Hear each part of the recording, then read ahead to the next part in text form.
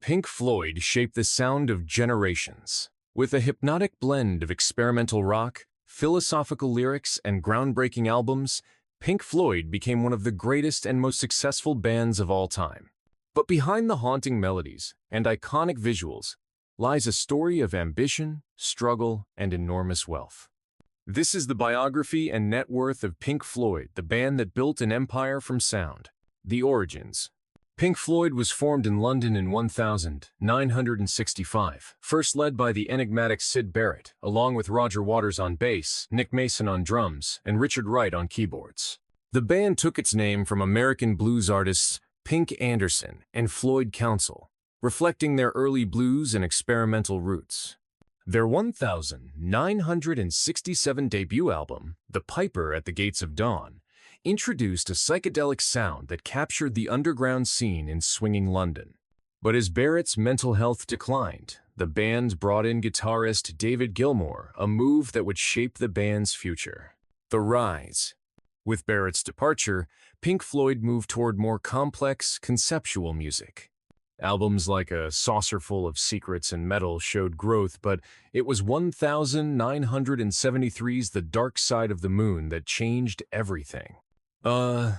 Exploring themes like madness, greed, and mortality, the album became a cultural phenomenon. It spent 741 consecutive weeks on the Billboard 200 and has sold over 45 million copies worldwide. The Golden Era. Pink Floyd followed up with masterpieces like Wish You Were Here, a tribute to Barrett, Animals, and the rock opera The Wall in 1979. The Wall was a psychological journey into isolation and fame. It produced the band's only #1 hit, Another Brick in the Wall, Part 2, and became a multimedia juggernaut, including a film and an iconic stage show. But internal tensions grew. Richard Wright was fired during The Wall, and by 1985, Roger Waters had left the band after releasing the final cut. After Waters. Despite legal battles, David Gilmour, Nick Mason, and eventually Wright continued as Pink Floyd, releasing A Momentary Lapse of Reason, 1987, and The Division Bell, 1994. Massive world tours followed, showing Pink Floyd could still command global attention.